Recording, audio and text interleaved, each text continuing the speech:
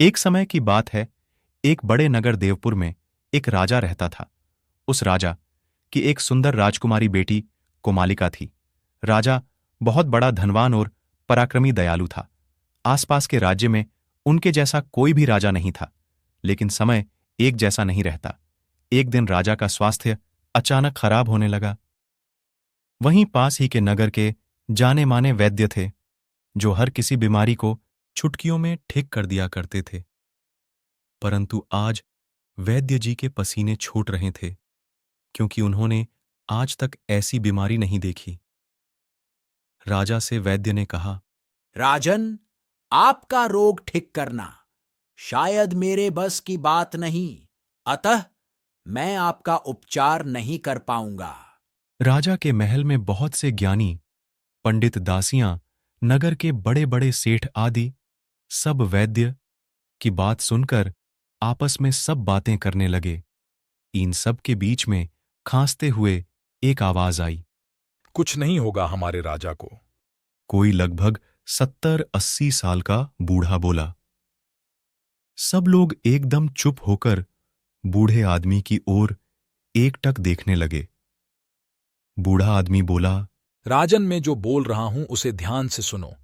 हमारे राज्य के पश्चिम दिशा के आखिरी छोर पर एक घना जंगल है। उस जंगल में एक चमत्कारी बगावली का फूल है। उस फूल की खासियत है, जो कोई व्यक्ति उसे सूंघ ले है, वह व्यक्ति सदैव जवान और अमर हो जाता है। लेकिन ध्यान रहे, उस चमत्कारी फूल को लाना कोई आसान काम नहीं है। उस घने जंगल में एक भयानक दैत्य रहता है, जो उस चमत्कारी फूल की पहरेदारी कर रहा है। जो कोई भी व्यक्ति उस जंगल में जाता है, उससे वहां 3 सवाल पूछता है। यदि किसी ने सही जवाब नहीं दिया तो उस व्यक्ति को दैत्य मारकर खा जाता है। बूढ़े आदमी की इतनी बात सुनकर महल में सब सन्न हो जाते हैं। तभी राजा घोषणा करता है, जो कोई भी व्यक्ति उस चमत्कारी बगावली का फूल मेरे पास लेकर आएगा, उसका विवाह मेरी बेटी राजकुमारी कोमालिका के साथ किया जाएगा और मेरी आधी संपत्ति उस व्यक्ति की होगी।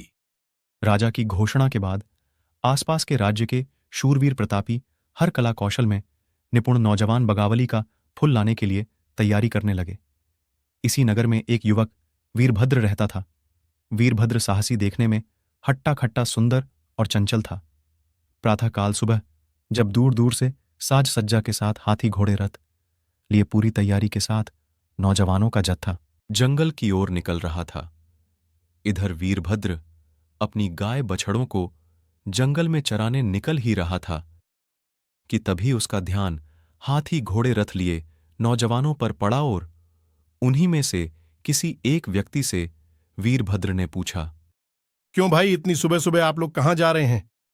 तभी कुछ नौजवान वीरभद्र का प्रश्न का उत्तर देते हुए राजा वाली सारी घटनाएं बता देते हैं। वीरभद्र मन ही मन सोचता है, यदि मैं भी चमत्कारी बगावली का फूल लेकर आऊं, तो क्या मुझ जैसे व्यक्ति से भला कौन राजा अपनी सुंदर बेटी से शादी करेगा? कहानी कैसी लगी कमेंट करें और इसका अगला भाग देखने के लिए हमारे चैनल को लाइक सब्सक्राइब करें।